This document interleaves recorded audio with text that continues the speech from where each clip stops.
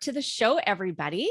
My next guest is an internationally respected medium, astrologer, and spiritual teacher. He brings a practical, grounded, and evidential style to his spiritual work. With his passion for teaching and helping others discover their own unique spiritual connection, he has taught and worked globally. Throughout his 16 plus years of working with the spirit world, he has demonstrated his ability to connect with departed loved ones in both public demonstrations and private sittings. By bringing messages of love and hope from the spirit world, his mission is to show that we, like love, are eternal. I am excited to welcome Michael Mayo to the show. Thank you so much for being here. Thank you so much for having me. I'm excited to be here. I actually became of Michael's work a few years ago when I saw advertised online a dem that he was doing with James Vaughn Praagh. I think it was in Spirit Center for Spiritual Living. And then when COVID hit, I was looking for more ways to continue and develop my own mediumship. And I seen Michael's teaching with Medium Mentors. That's a digital masterclass with several other international mediums that of really high regard. And I just loved his teaching style. And then when I started my podcast, I thought, I really want to have him on the show. Fingers crossed. And well, here he is. Well, I'm excited that you asked me to be on here. I always love getting to talk to people, share anything I can share. And hopefully people get to take home a little bit of extra information. So excellent. I love that. So, Michael, you've been working with the spirit world for several years, and I'm wondering if you could maybe tell us a little bit of your background, like maybe some of your early years of development, like when you first became aware of spirit, and then when you decided, hey, I'm actually going to start developing and working and getting serious with this. Yeah, absolutely. So, I think everyone's story is a little bit different, how we kind of come into finding our connection to spirit. I think I've always been a spiritual person in general. And one of my earliest memories is wanting to know God and wanting to know who and what that is, if it's a who, if it was a something, you know what I mean?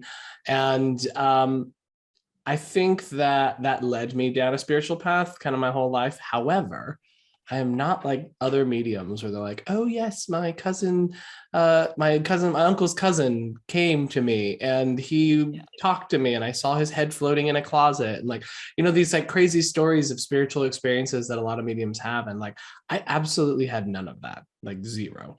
And I always like to tell that as part of my story, because I think so many times people feel like, oh, I have to have these like incredible experiences to show and validate the fact that like I'm mediumistic. And I'm not that. So when I was 18, I stumbled into a metaphysical bookstore and I met the owner, and the owner's like, hey, you should come to this demonstration that's happening tonight.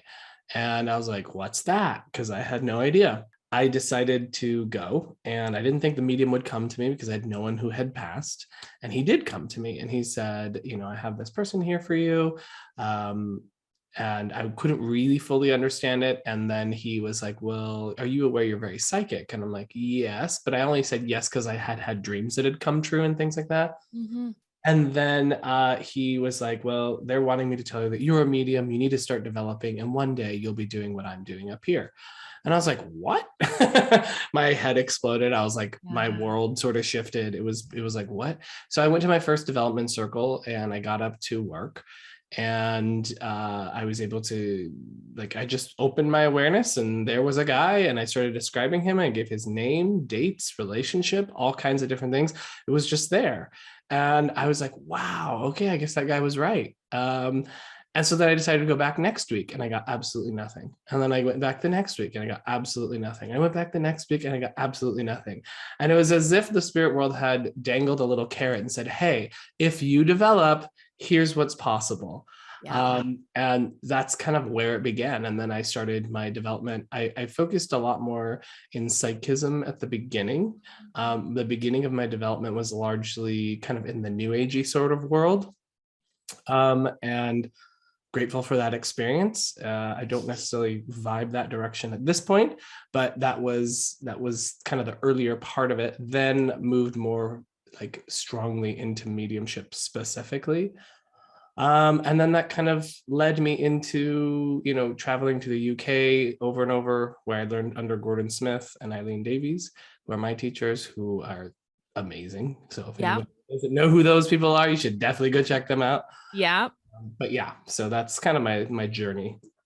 Eileen Davies is absolutely amazing. And for anybody that doesn't know, she's an English medium, but actually lives in Scotland. And I did during COVID mentoring with her, and she is incredible. And she has been, tutored under Gordon Higginson, and she has studied all different types of religions, but works under the spiritualist umbrella. But she is just an incredible medium and teacher too. So check her out, guys. And Gordon Smith is amazing too.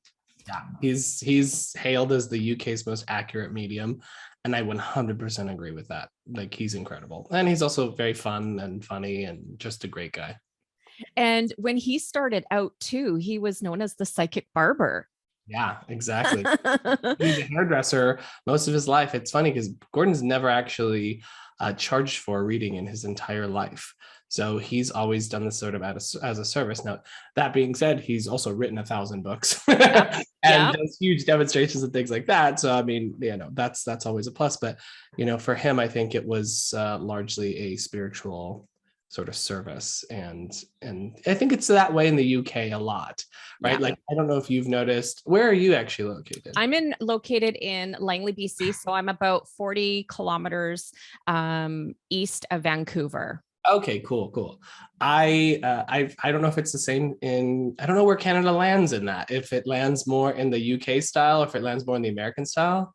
It's kind of in between, even as far as the type of demonstrations that we do on platform. Yeah. It's quite different.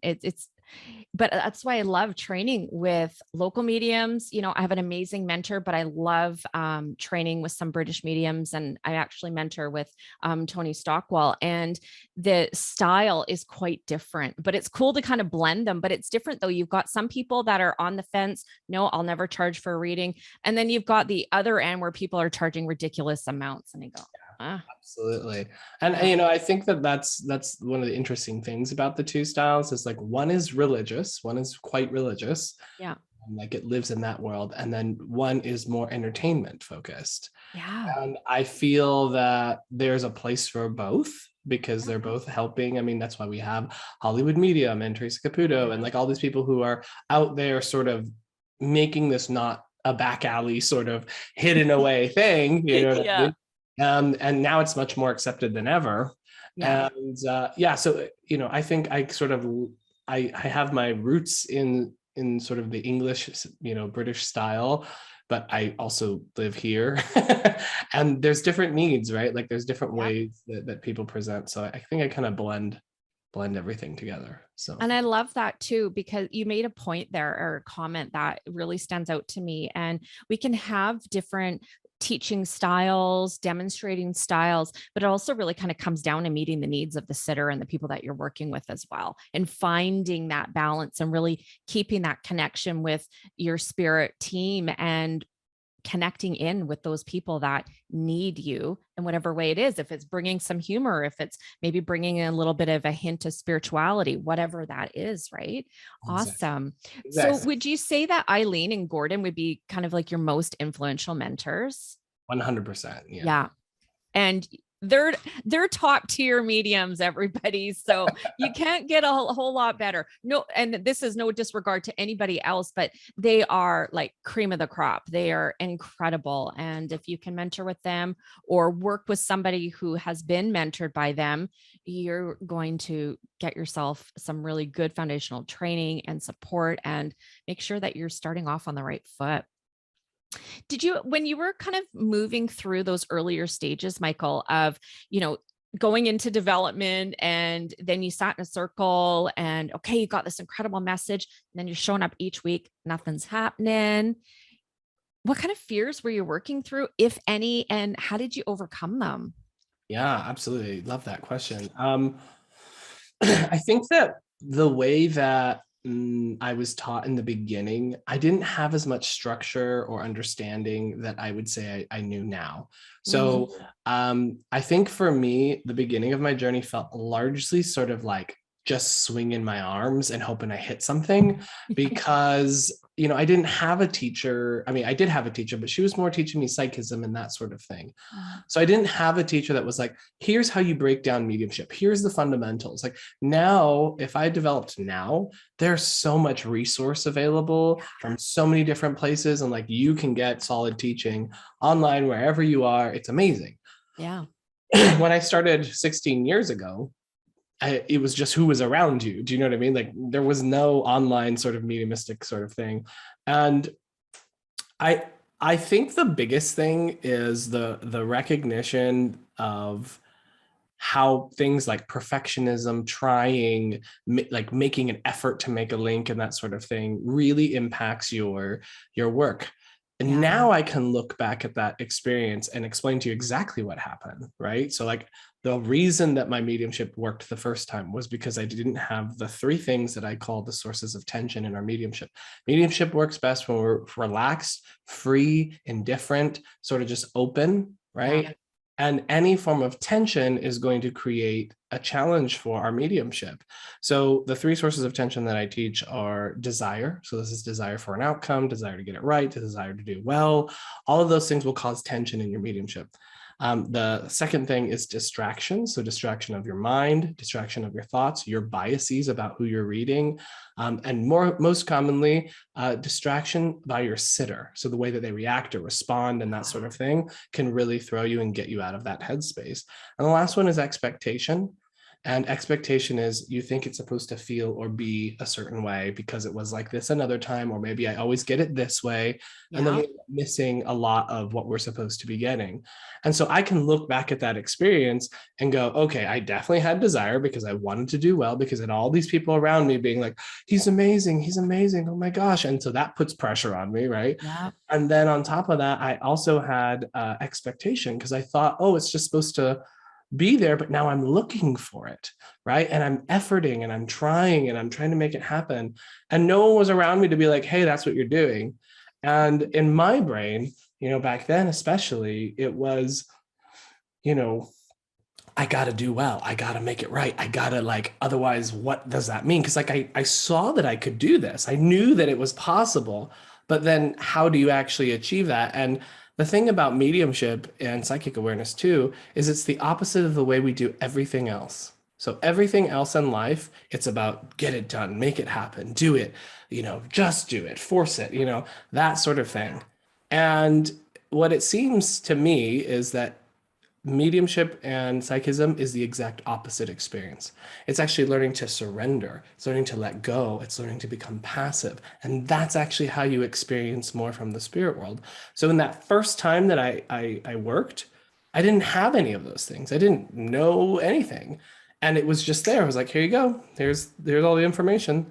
And then after that, it was like reach, try, all these sorts of things. So I would say perfectionism was a huge thing. I would say trying, efforting. I would say that I just didn't know. And I think that that's probably what makes me a pretty good teacher in my humble assessment, is that I got to go through every single wall and issue that could possibly come up. And I think that helps me kind of be able to support students as we go forward. So to my listeners, Michael is repeating something that you've heard me say 1,000 times. And to my students who are listening to this, listeners, big word, get out of your way, get rid of your expectations and surrender. It's huge because, how you shared, Michael, spirit dangles the carrot. They do. I just from my own experience and watching other people, they go, oh, this is the potential here, but now you need to develop it. And then that's when the work comes in and the commitment and the dedication and having patience and trusting what you're getting and surrendering and, all your expectations, leave them outside the door, because otherwise you get in the way and it's more you, not spirit. And you can just kind of crush your link with the other world. Spirit wants to work with us, but we got to create the space so they can work with us. And if we're in the middle, it's just a mess. Absolutely. And that's what being a medium is. It's being in the middle. But one of the other fascinating things that I think occurs when someone is developing their mediumship, your issues that come up in your mediumship are likely also issues that come up in life. Those two things Yeah. go very hand in hand. And I think it's because at the root of where our issues come from within our mediumship is because mediumship as in its own thing and as its nature is vulnerability. And so you have to be vulnerable when you do your work. If you're trying, if you're efforting, all the issues that come up are what we do when we're faced with vulnerability. The reason I say vulnerability is because when we are going to do a reading for someone, we're saying, hey, I'm going to do this miracle. I'm going to have no preparation for it. Yeah. I'm going to tell you all about this person. I'm going to be specific and detailed. And I have nothing I can do to make sure this works, so to speak.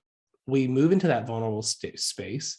And then what occurs is, however we handle that vulnerability, trying hard, beating ourselves up if it doesn't go right, perfectionism, control, those things all start to arise within your work. And that's why mediumship takes a long time to develop, not because the spirit's not there, not because you can't do this. It's that we're dealing with our brain, we're dealing with our thinking mind, we're dealing with how do we process vulnerability. And the more that someone can become comfortable with that, open with that, I think the easier all of this becomes.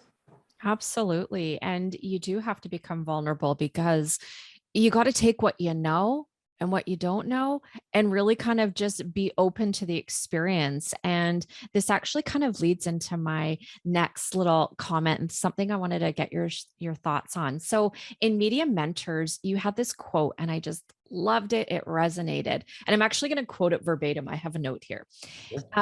In Medium Mentors, Michael had said, view your mediumship journey as an exploration of your spiritual unfoldment, being curious as to what is possible.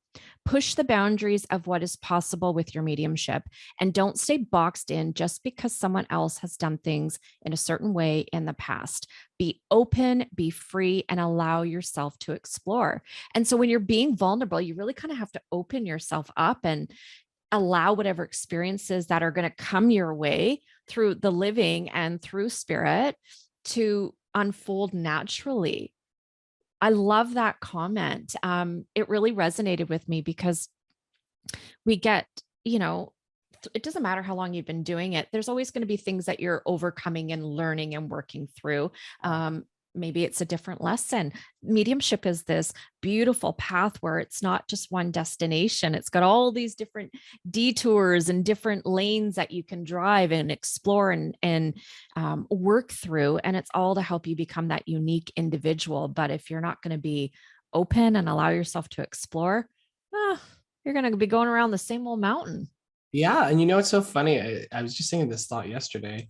I always found it funny when I've heard either in classes, not necessarily my class, but like other workshops in my development time, where sometimes people would say mediumship is boring. And I'm just like, how? I was like, there's so much to discover. There's so much to, explore and all that sort of thing. And I think what you just described about that sort of openness, that curiosity, that so many avenues to explore, I think if that's happening, there's a sort of small view of what mediumship actually is. If you think mediumship is just making a link to someone in spirit and giving details about that person's life, that is not it. Like that is a byproduct of your spiritual unfoldment. That skill, that ability to do that, that's just one little piece. But when we really think about what that skill means for us as a spiritual being and as a tool to now explore the world through a different lens, through this more wide lens, this other layer that maybe we don't experience if you don't have that. I feel like that's where the interest is, that's where the excitement is. And there's so many different ways that the spirit world can do it. So until someone is like nailing every single point every single time, you know what I mean? Or, being able to go into deep trance and be able to like speak in other languages and all sorts of things. Yeah. And then they're saying mediumship is boring. In that case, I'll say, okay, sure, for you, maybe this isn't it. But like until then, I think there's so much we can experience and explore with the spirit world. Absolutely. And I always tell students too, because they come in and they think that they're just going to start banging out these messages, all this incredible evidence. And it just doesn't work that way. It's so hard.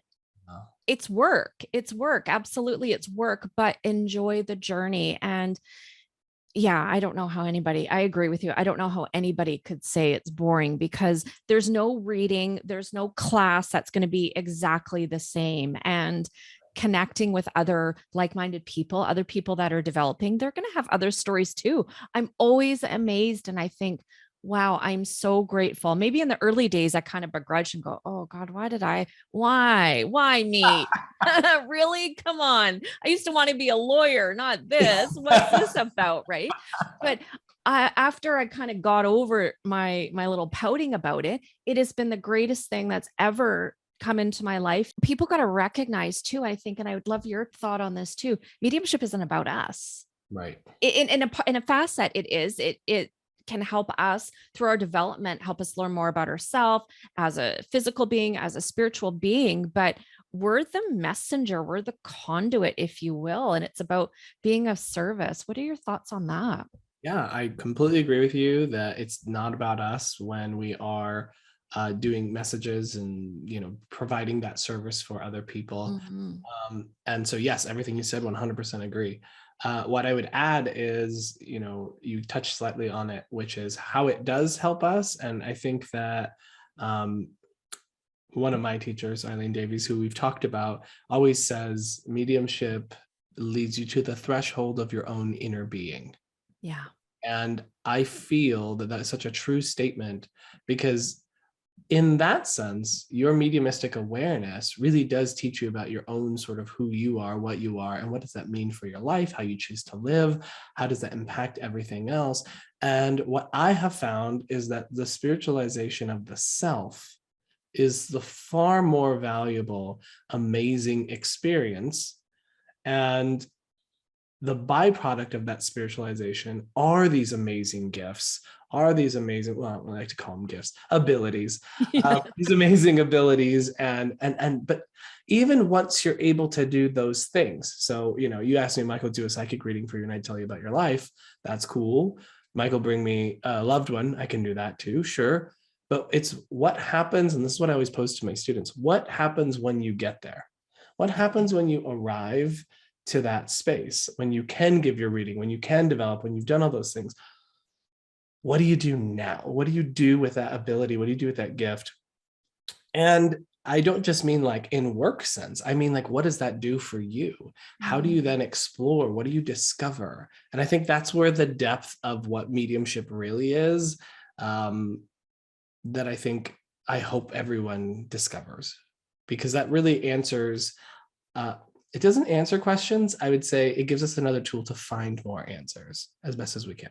Absolutely. And do you find with your students, maybe particularly individuals that are kind of like just starting out in their development, that they're not really aware of that aspect until they get into a class with you? Oh yeah.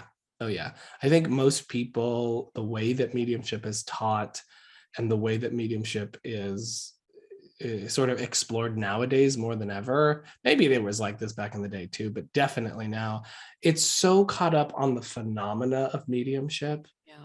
So, the communication with them. And because of that, I think we lose a lot of its other value, which is the self-awareness, the spiritualization of the self. And I think oftentimes I'm the one that is bringing that for the first time to many students, because they think, oh, I just want to be like Teresa Caputo and just like ambush people at a restaurant and tell them I got your loved one here. You know what I mean? And we don't want to do that. like that's not what it's about at all. Like No. that's so far from what the real value of it is. Yeah. And so, yeah, I think that I always incorporate this idea from the very beginning that it's not about the message. It's not about you being able to deliver readings. It's about awareness of the self, spiritualization of the self, and that by the byproduct of surrender, we then get these different things that happen. But the real thing is over here. It's not connected to this thing. This is awesome and we love it and it's helpful for others. But the real journey, the real discovery is this other thing. Absolutely. And I love that you say that because it's really important. It's like people get caught up in the mechanics of how to make a message or make a link and bring through a communication, but they're not understanding in its entirety what mediumship is all about and how we get to that place. So, yeah, you can learn the mechanics of it, but to enhance the communication, even enhance your own life, spiritualization of self is a key component. And I actually have an online digital course that I had, and I'm not plugging it right now because everybody's already heard it. It's called The Connected Spirit, and I really truly believe that you have to be able to learn how to connect with your own spirit and your own spirituality in order to have a deep, meaningful connection with the spirit world, working with them. It's like, it's that missing link that I see a lot. And I love that you're also bringing that into your teachings as well. It's like, you can't, I don't want to say that. I'm just going to throw it out there. You can't have one without the other. Yeah. Yeah. Oh, You I know? think you're nailing it. And I was so lucky to have the teachers that I had, because I mean, you've worked with Eileen Davies, you know Yeah. how there's so much to the depths of just everything. Yeah. And it's just like you leave there, you're just like, I remember the first time I worked with her, it was the first lecture when I was at Arthur Findlay College. And I was like, okay, that was worth the whole trip. That was worth me coming here. Like, I don't need anything else, but like everything else is a cherry on top. And that's because, you know, she has this understanding of the depth of it. And I was lucky to have, you know, both Gordon and Eileen, who both understand that it's not about the message. It's Yes. about the development of the self. Absolutely. I love that. And I hope listeners are really absorbing that and it's resonating with them because it's the truth. And some of those truths need to be kind of planted. Those little seeds need to be planted more than once. And hopefully they start to, you know, bloom in those people's lives because it's going to enhance all areas of your life, even for people that don't want to develop mediumship, even if they have these abilities, but maybe it's just not the right time in their life. Spiritualization of self is so important. And I guess that's another, I'm just going to keep going with this. Please. You know, some people, they have these abilities and they're like, I don't want to give messages. I don't want to be on the platform. I don't want to be doing private readings or connecting with people's loved ones. What would you say to them about that?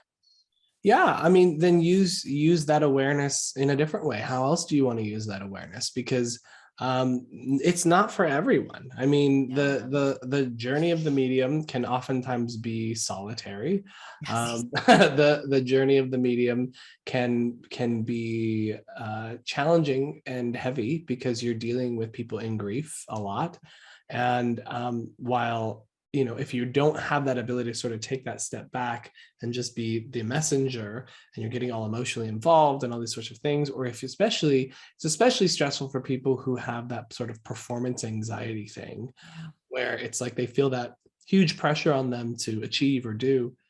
I think that we have to, if you're finding that it's that sort of stressful sort of thing, yeah, maybe it's not, but it doesn't mean you can't use the skills and the awareness that you have cultivated, because those are skills and awareness you can use in your whole life, right? Mediumship and psychic awareness is a completely natural thing. Everyone has it. It's just about of how strong is it, or how much do you pay attention to the stimulus that comes to you from the other world. And so if that's not what you want to do, find other ways to use the power and your awareness. I mean, the thing is that it's universal.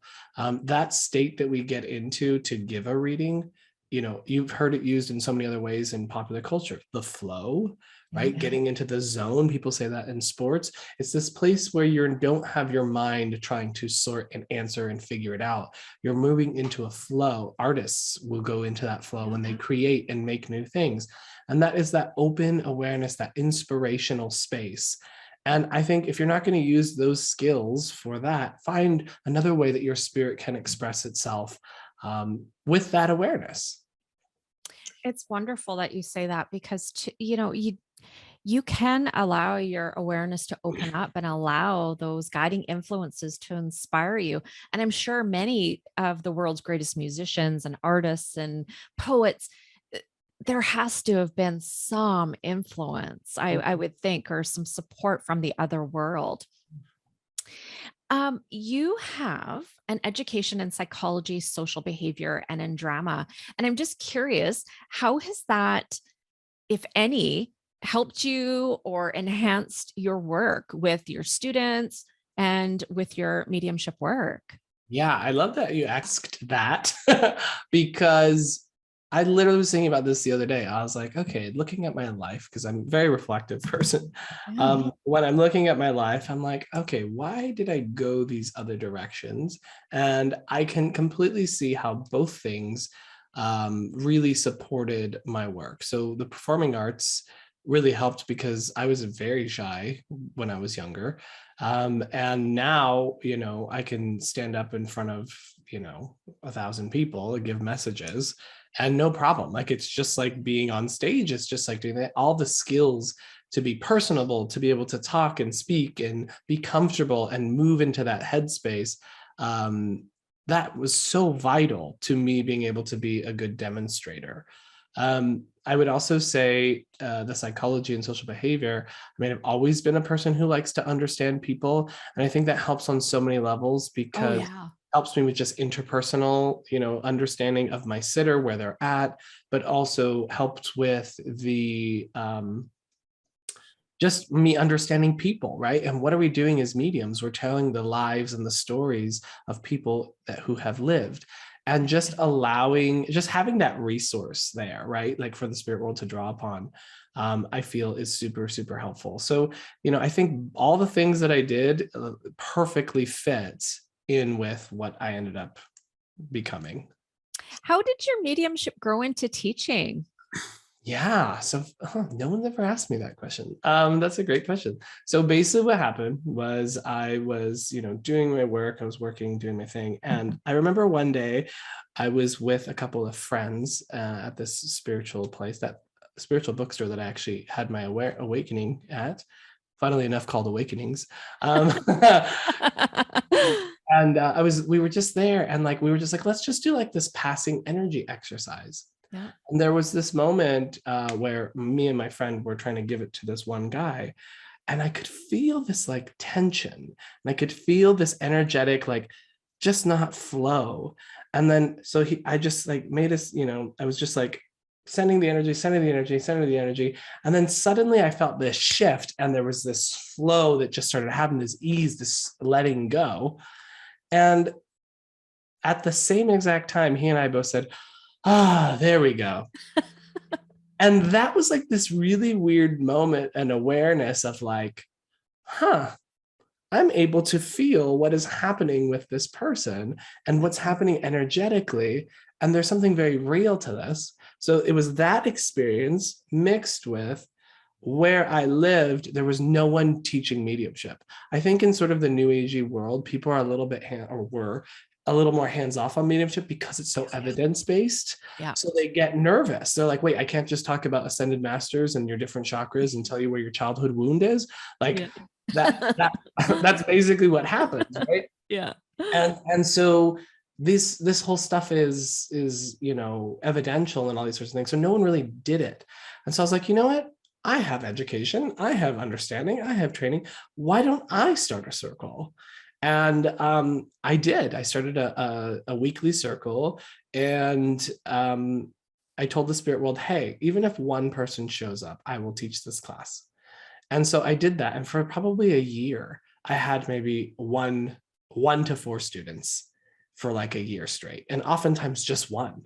And that unfolded and grew and grew and grew and grew and grew. And then I just started to be well known, and I would have, 30 people in a class. You know what I mean? Like, Yeah. it just grew over time. And I think it's interesting because when you move from just being the medium to the teaching medium, there's a huge shift in your awareness. You grow so much from that. And honestly, like, I feel that was probably the biggest growth in my mediumship, because now I was immersed in it. And I was letting, when you're the teacher in mediumship, you're sort of like the lightning rod for the spirit world. So everything's coming to you to let you know what's happening with all of that. So it was very much a like in the trenches learning, like on the field, learning all of that. And but yeah, it was incredible. And I would say that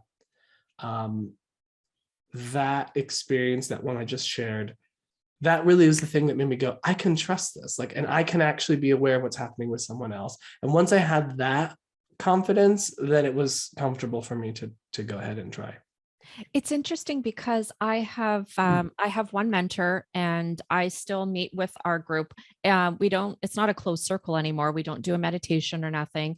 We get about 60 seconds to get ourselves ready to work. We're doing platform, inspirational speaking, all different kinds of mediumship.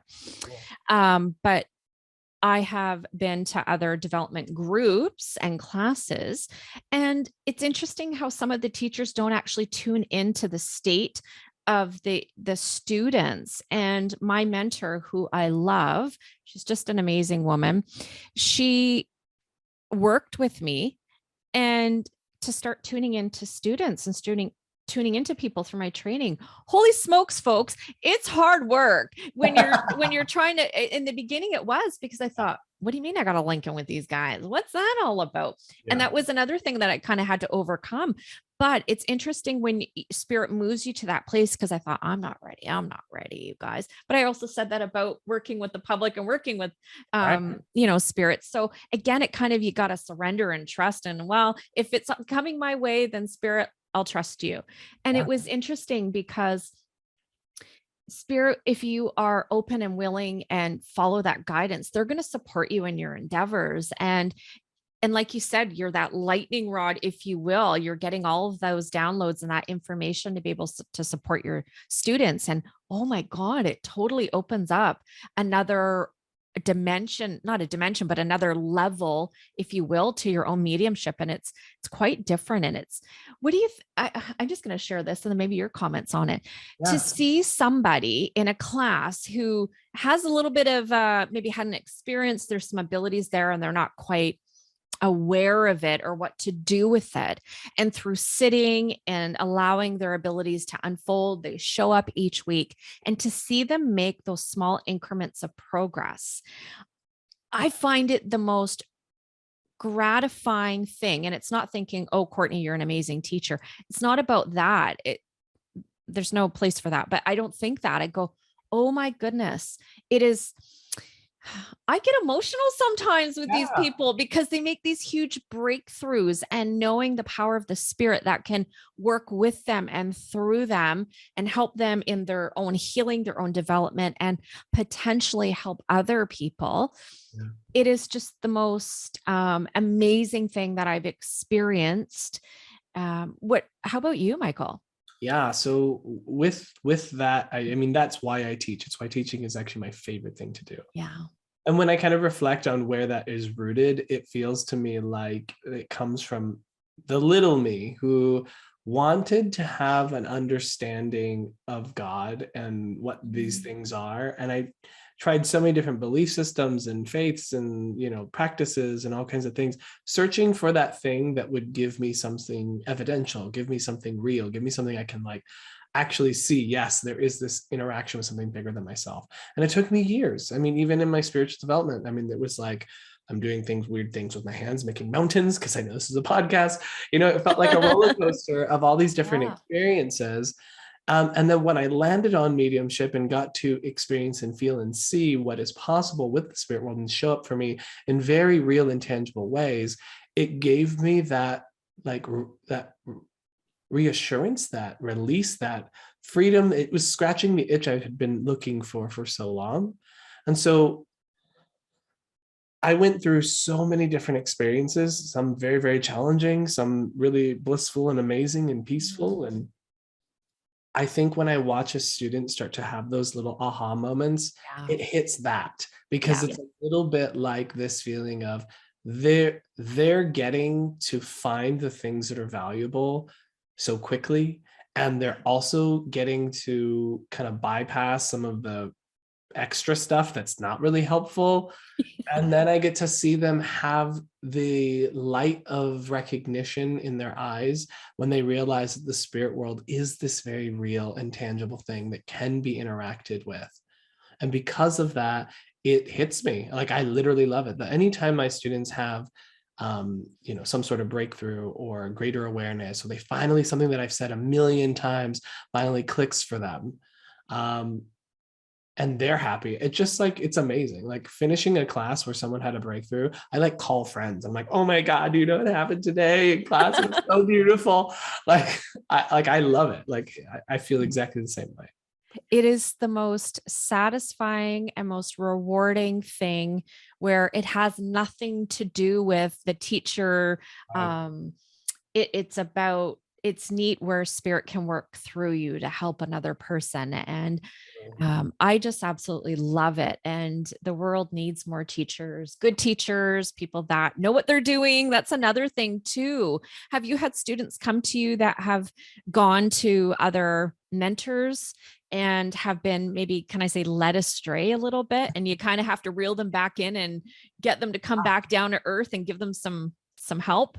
Yeah, I mean, I can literally tell you who someone has worked with just based on watching them work and what their issues are. And I know that sounds a little crazy, but like, it's very easy. Like if someone worked with X mentor, I'm like, okay, here's what their issues are going to be. It's going to be this, this, and this. And then I watch, and then it is exactly that. And it's because, everyone has their own teaching styles. Yeah. And which is fine and which is great. And I think any experience that we have is a positive experience, whether it leads you astray or something else, because it's teaching you about the difference. It's developing your discernment. It's helping you understand what works for me, what doesn't work for me. And that's why I can look back at my early development and go, well, I'm grateful for that time period, right? Even though I wish I had Eileen and Gordon at the very top. That would have been amazing. Yes. Where would I be now? But I think it, cultivated my ability. But exactly what you're saying, as far as, other teachers providing a different perspective that maybe I don't think is the most efficient. Yes. 100% that happens. That's basically what my job is. If I have a student who has not done this before, I'm like, whew, this will be easy, because if I don't have to undo anything first, you know what I mean? Like, here we go. You know exactly what you need to do. And it's just crazy because, and this is where we're getting into slightly taboo, dicey land. To me, it's crazy where, like, when we're working with students, I once heard a teacher say, students are like a tower of marbles. They are very difficult to build, very easy to break down. Yeah. And that is such a good saying, because that is exactly what it is. And the power that a teacher has over a student's desire to be a medium, or the desire to do well, and the encouragement that they can potentially have, there's so much power there in the things that I say or that you say to your students. And you can do a lot of good, or you could do a lot of harm. And I see some teachers who don't really consider what they say and can really, really damage. I mean, when people say, like, they'll come to me and tell me, oh, my teacher said I could never do this. They said, find something else to do. Do you know what I mean? Or they were like really mean to them. Or like, I once heard horror stories of, like, there was a teacher that a lot of people had gone to who would literally have people get up and give a demonstration, and then he'd make the symbol of a gun if they weren't getting it, and then he'd shoot them. Oh my God. I know. And so there's these teachers out there, and this is like a well-known teacher. No, I'm like, that's holy smokes. What is wrong with people? I know. And so this is the whole thing with, like, let's just talk about what a good teacher should do. Yes. A good teacher should be encouraging and supporting. Yeah. They should be making a safe space for you so that you can be less afraid of failure and be willing to, that it's okay to fall on your face. I always tell my students, you need to get yeses and nos in your development, because that's what teaches the discernment. Yes. That's the whole point. So don't worry about a no. Like, let's develop a positive relationship with the word no. Yeah. And they should be able to demonstrate their work for you. So they should be able to show you exactly what the things you're saying should be working, right? And you should be able to show it. And they should also be, I think, keyed into what is going on with the student. If a teacher is just sort of talking at you and saying, well, this is how it should work, and they're not able to tell you what's happening in your work, to me, that's not necessarily the best teacher for you. So At the very least, and this is what we always talk about at my online school, is we should always, at the very least, be supportive, create a harmonious and safe environment. Spirit communication works better when we have a harmony, when we have love, when we have openness. And that is the most important thing to me. I would never have developed as a medium if I had one of these other teachers who was aggressive, mean, putting pressure on me. It would have never happened. But thank God I had the ones that I did have who taught me how to take the pressure off, right? Yeah.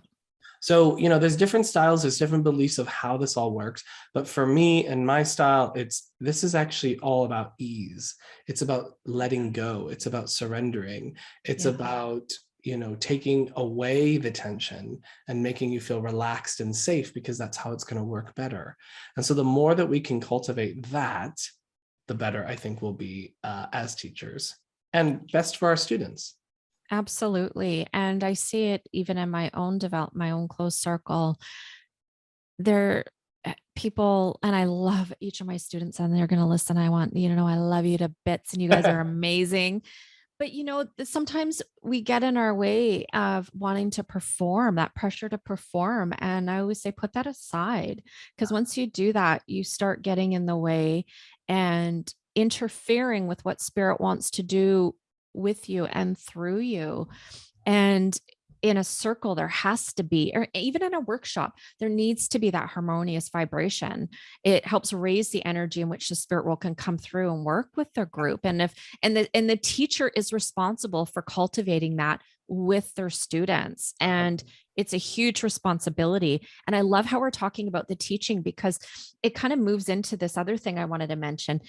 There's some people who I have come in contact with that I've seen, they sit in circle for 6 months or a year and they think they know it all. And then they want to start going and starting their own circles.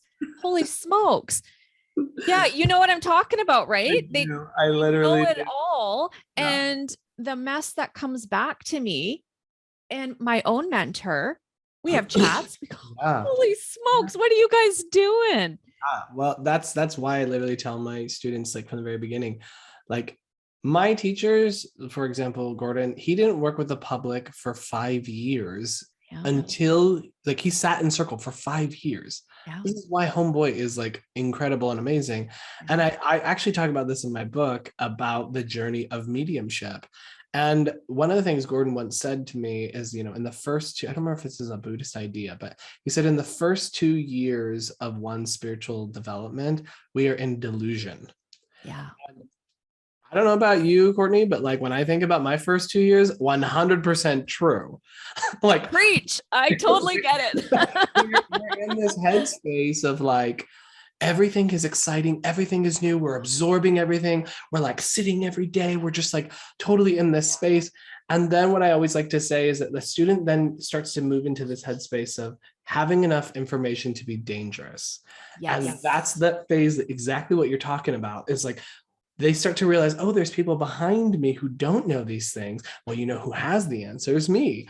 And what they don't realize is that mediumistic awareness and unfoldment, number one, is a lifelong journey. Yes. So it's not about us, just jumping out there and being like, yeah, I've arrived. Like, there's no arrival point. You're just continuously unfolding. But the second thing I would say is, we have to, once we hit that point where we're, enough information to be dangerous, which I remember being in that spot too. Thank God I had a teacher back then who knocked my legs out from underneath me. I was like, yes, thank you for that, because I was getting big for my britches. And so then we get past that point and you start to recognize, you start to fall into sort of a bounded space with your awareness.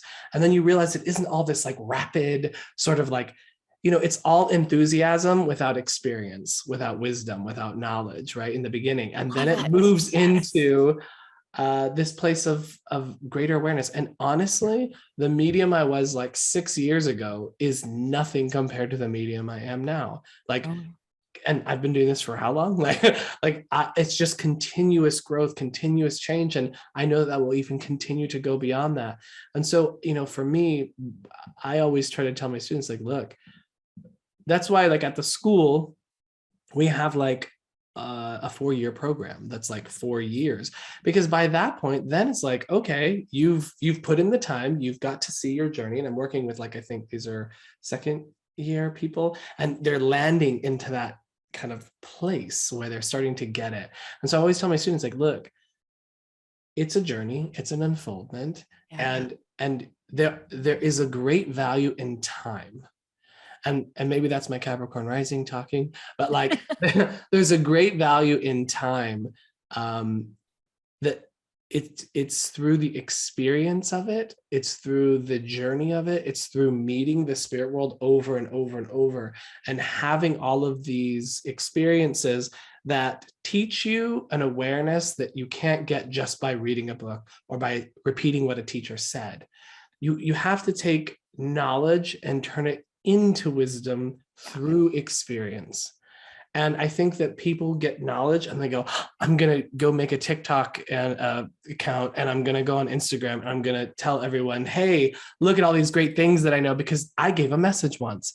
And I'm just like, we're missing the point, my sweet little muffins. Like, we need to bring it back to the unfoldment over time. And that's why you see amazing mediums. The amazing mediums just sat in the stillness. They sat in the quiet. They just learned to become still and meet the spirit world, and let the spirit world speak to them and move them and inspire them. And that's how they learned. That's how they grew. And that's why we had such incredible mediums like Estelle Roberts and Helen Hughes and Nan Mackenzie. And we have so many amazing mediums of the past because they just learned to become still and quiet, and they didn't need to get on TikTok. No, they didn't. And they allowed, and Helen Hughes, I just absolutely love her story and her work, because that woman literally went through hell with her health and everything. And what all of these pioneers, I'll say, not just of spiritualism, but these really significant mediums, is that they allowed the spirit world to develop them. Exactly. And they didn't have the resources like we do today, online courses and books or anything. They didn't have any of that. And a lot of the older spiritualist mediums, when they were doing services, like when we do a divine service, or for us in Canada, we call it a Sunday service, we have a reading that we'll do before we do the address. We can go online to find a story or a book. They didn't have that. Right. And they just allowed the spirit world to develop them. And that is so, I personally feel that's still so key today. 100%. And I love that you're talking about this, because this is like, so the button point on all of this is that learning to become still and move into the stillness and the quiet. The pioneers didn't have courses and workshops and things like that. So what does that tell us about what is important to one's mediumistic unfoldment? And this is why I tell my students, literally in my classes and workshops, I literally say, you don't need this class. It's nice to have, but you actually don't need this. If you just sat in the power and moved into the stillness, that would develop you completely. You would move into becoming a medium. And so, am I working against my own interests? Maybe, but I will always be honest about that. It's like, if you learn how to sit well and sit properly, you will develop your mediumship.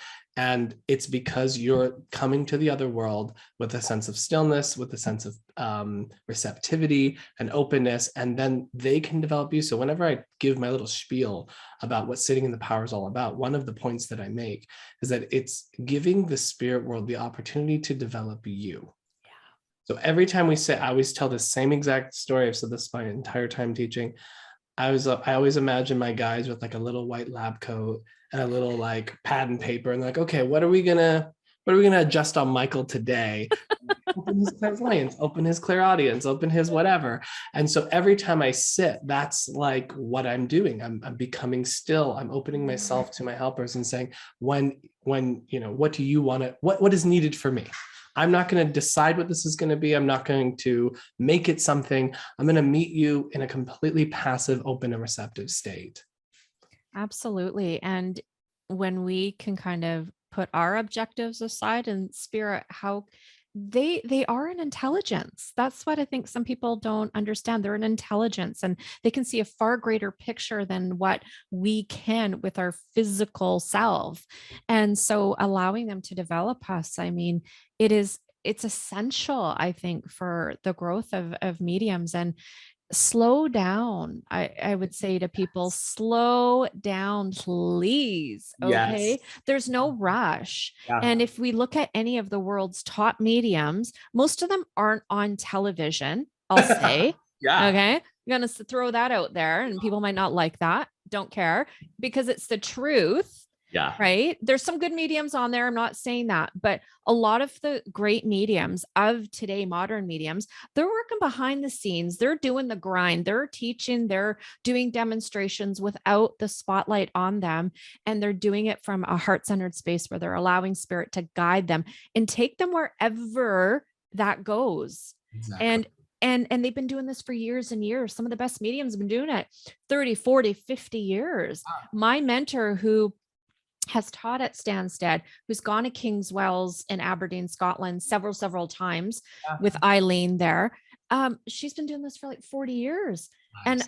And I always say, bless her. She came in my life because, I would think, God, why can't I do what you do? Right. She goes, but Courtney, even when it comes to teaching, but Courtney, I've been doing it for this amount of years. Exactly. Okay. And then it goes back to taking your time with it and you get excited and you see people and you go, God, I want to do that. But spirit has a unique objective with that individual. They have a partnership. They've got a plan. And so do I. So do we. So do I. So do you. Right. And so it's, I think, kind of trusting it and allowing it to go where it's meant for the highest good for you and those that are going to cross your path.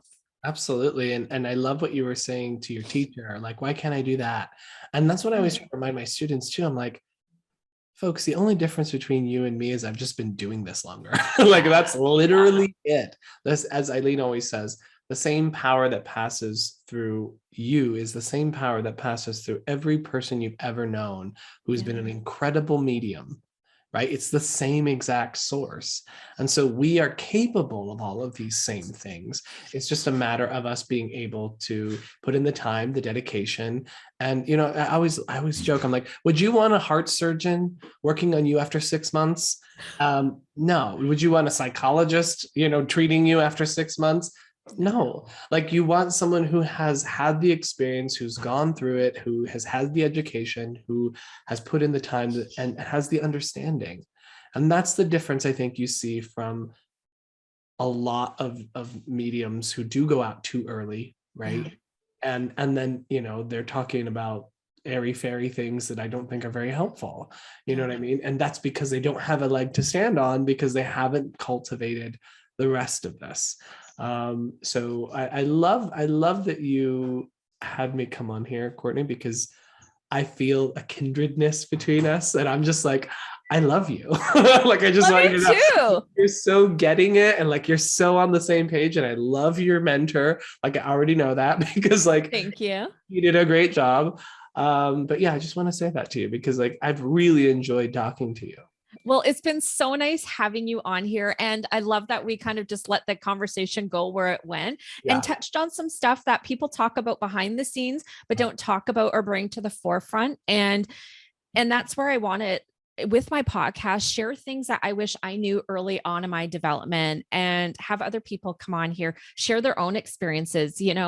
We've all made our own, I'll say, people call it mistakes. I just say it's a learning experience, and want to save people some of those pitfalls that we made in our early development. But yet, if you're going to do it, you're going to learn from it, right? And it's about giving people information and guidance that is going to hopefully help support them in their endeavors, and hopefully they'll take what is needed for them at that time and use it in a way that serves the spirit world and others well, I would say.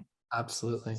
So, Michael, it's been amazing having you on here. Let people know where they can find you, what you got going on.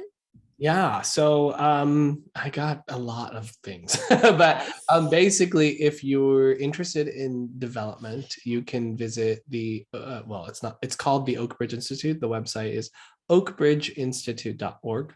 That's my online school that I teach out of, that I created last year. And really excited, really happy with, its unfoldment and everything. And we have progressive courses, so taking you from beginning to, working professionally.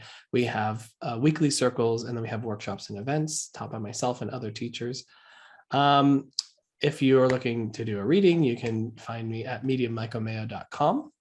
If you want to get on Instagram or YouTube or Facebook, Medium Michael Mayo is sort of what you put after all of that. So yeah.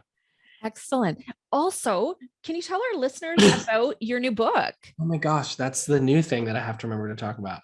So I wrote a book last year in October.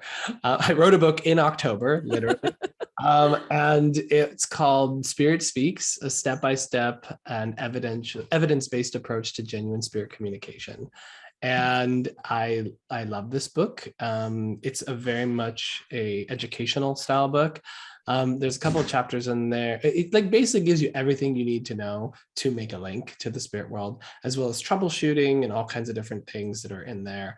A little bit about my story, but not a whole lot. And I'm excited. I'm excited to put it out there. It's my first book, so I feel nervous and excited. Where can they find your book? I think it's on Amazon. Okay. Also Llewellyn, I think if you go to the publisher. Okay. Llewellyn, I think it's llewellyn.com. I'm not sure. Perfect. You'll be able to find it somewhere, I'm sure. Perfect. I'm also notoriously a terrible self-promoter. So let's just say that. Well, we're plugging it, and so excited. I'm definitely going to get a copy. I love books and I love reading, and I really admire your teaching style and your approach. It really resonates with me. That's why I was so honored to have you come on the show. Get your guys self a copy of the book. And again, it was so nice to have you on the show. Thank you so much. Thank you, Courtney.